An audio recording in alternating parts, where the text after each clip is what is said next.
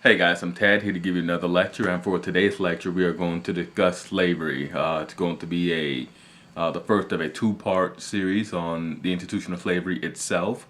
For this lecture on slavery, we'll discuss slavery from the slave's point of view, and in the next lecture we'll discuss slavery from the slave master's point of view.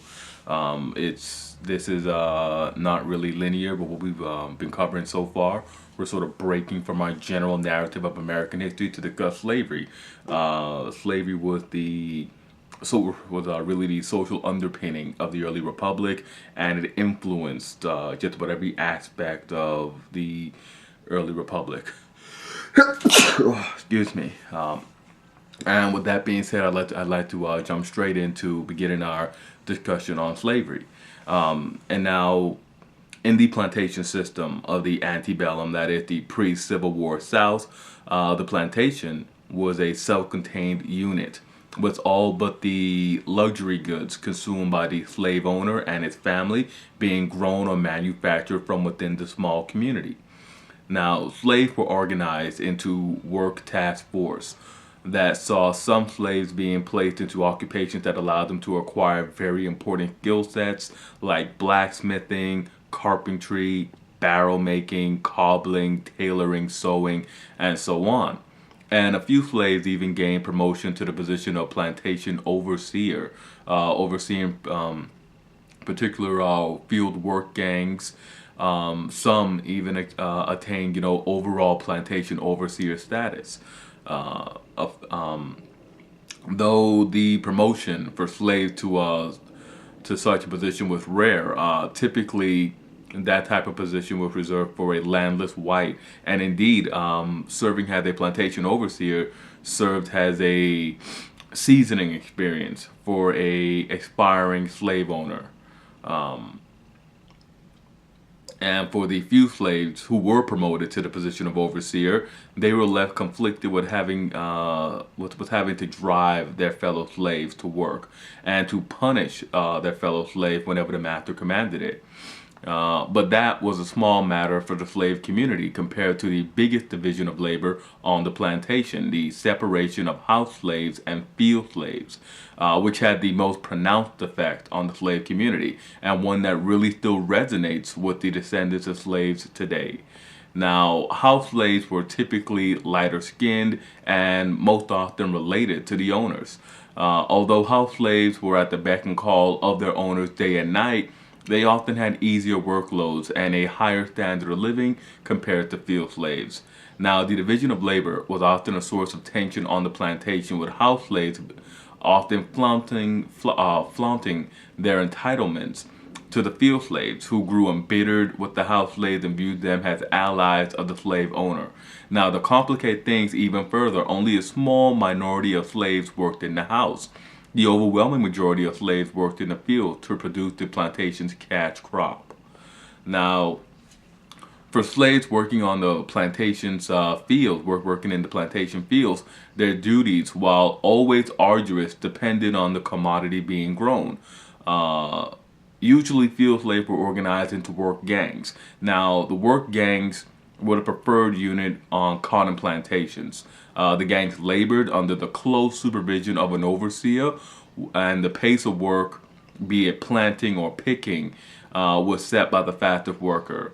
The form of labor, known as the tax system, was the preferred method on rice and tobacco plantations, and this required more skilled and delicate workers. The task system involved slaves being specifically tasked with weekly or daily goals that had to be met. As a matter of fact, more skilled and experienced slaves might even be given seasonal tasks and goals to meet. The task system allowed for greater autonomy to the slaves in the slave community, with less oversight by the plantation master or employed overseers. Slaves often accumulated greater amounts of personal wealth in the form of time. For once they completed their task for the day or the season, they were typically given some free time to see to other needs. Now, slaves were also rented out by their masters when they had a particular prized skill set like sewing, carpentry, or blacksmithing. And this was done when the master's own crop failed, or when the master needed extra cash, or had a personal favor on the master's behalf to another when the slave's labor was not needed on the plantation and the master wanted to cut the expense of feeding and maintaining that slave. Often the hirer or borrower of the slave had little incentive to care for the slave's well-being, since the long-term health, productivity, or well-being was not in their interest. In any case, gang work, the task system, or rental allowed for little gender differentiation. In the 19th century, that is the 1800s, there was a prevailing notion in the United States regarding gender roles and suitability of occupations for males and females. The nature of chattel slavery, the plantation system's labor needs, and also the financial situation of the slave owner demanded that all slaves, male or female, do their part, that their labor be harnessed. Slave children were put to work as soon as possible, and elderly slaves, while given less physically demanding tasks, were still given the task of caring for infants, sewing, looking after animals, and mentoring younger slaves on the duties expected of them on the plantation and by their plantation owner, by the slave master. Now, in the midst of this grueling work, grinding poverty, and abject cruelty, and constant fear of being sold and separated, slaves were able to form unique bonds of community that were powerful and that sustained the group as a whole. The ability of slaves to preserve, nurture, and provide a general family environment and that restrictive environment of the slaveholding South was and still is a remarkable achievement in and of itself. One obstacle for the stability of slave families were the laws of the slave states themselves. For unlike other slave-holding nations like France, Denmark, or Spain, the United States did not grant recognition to slave marriages, not even those performed with slave owners' consent. In particular, the North Carolina Supreme Court, in an 1853 ruling, really just laid out the defense of unacknowledging slave unions. And it goes, our law requires no solemnity or form in regards to the marriage of slaves, and whether they take up with each other by express permission of their owners or from a mere impulse of nature in obedience to the command to multiply and replenish the earth, cannot, in the contemplation of law, make any sort of difference.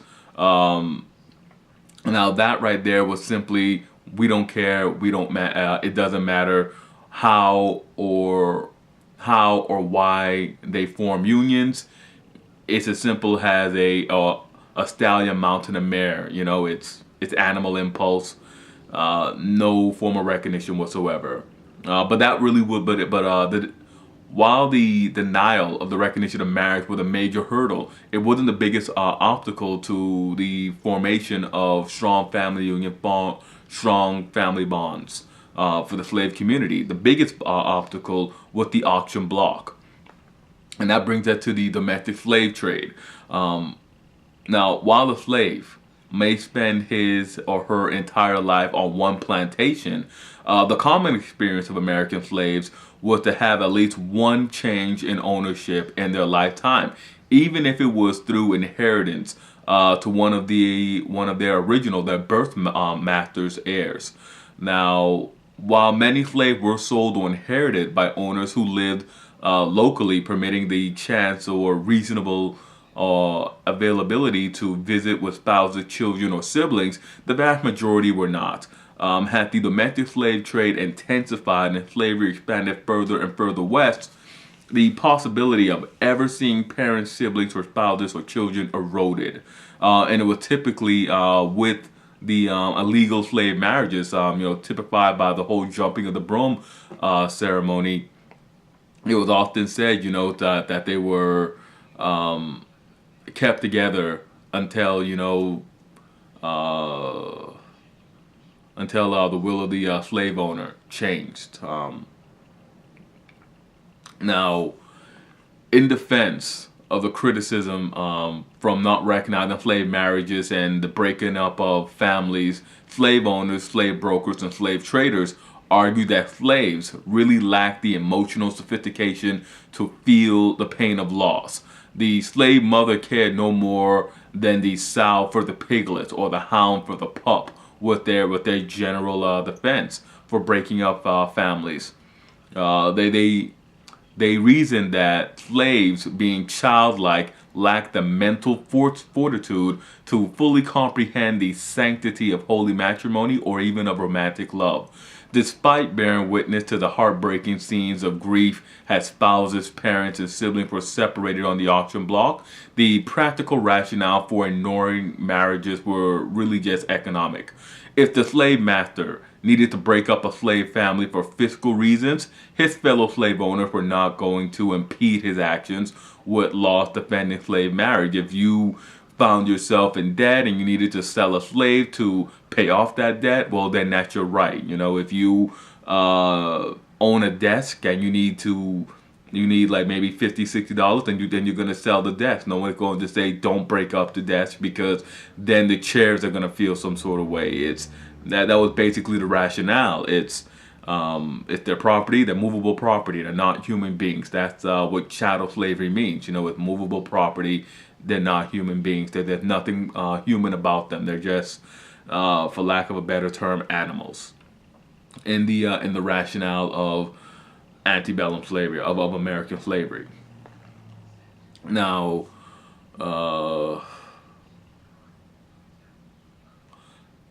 after the Civil War, they actually came to Union forces, United States forces, after they permeated the Deep South. They discovered that about 1 in 4 of all freedmen, slaves that had been freed during the course of the war, slaves who had not been freed by their masters, but slaves who had been freed through the wartime actions of the United States Civil War.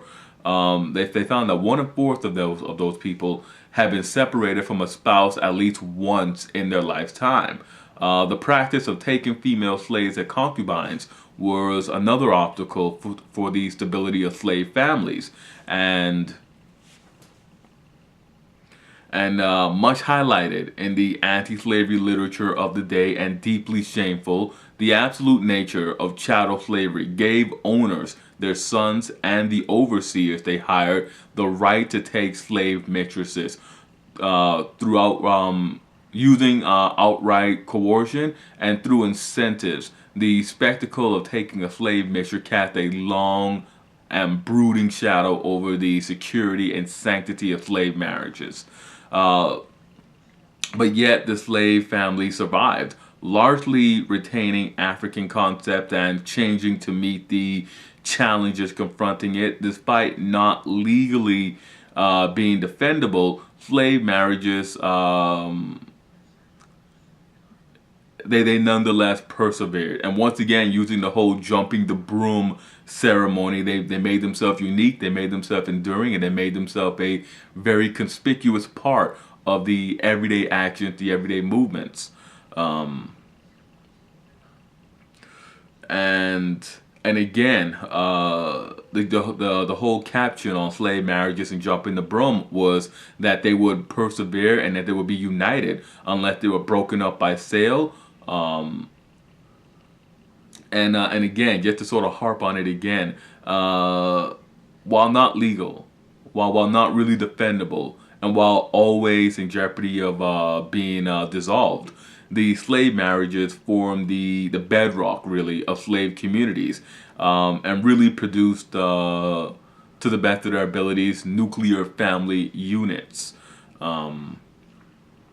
Beyond that, the slave communities established a heritage on the plantations that included easily identifiable pronunciation of words, work habits, culinary traditions, sharing and networking habits that allow for assimilation after sale, after you were sold, allow for assimilation onto a new plantation. And as a matter of fact, the assimilation system led to the informal adoption of young slaves recently separated from their families by older slaves on a new plantation. And these cultural patterns provided slave parents with a measure of relief after they were separated from their children, to know that at least somewhere out there would be adopted parents, so to speak, adopted family for their children, and also for the slave himself who was sold and separated from his children. It allowed for, while not the easiest or the smoothest of transitions, definitely it still allowed for some measure of normalcy to know that you can still somewhat get into the groove of things in a new setting, in a new environment. That there would be some sort of reception to you, some sort of positive reception to you. And that's the lecture on slavery from the slave's point of view. In our next lecture, we will come back and we will discuss slavery from the slave master's point of view. And as always, I'm Ted. Hit like, subscribe, and comment. Let me know what you guys thought about this lecture, about sort of the lives of slaves and the slave family. As always, I'll see you guys with another lecture.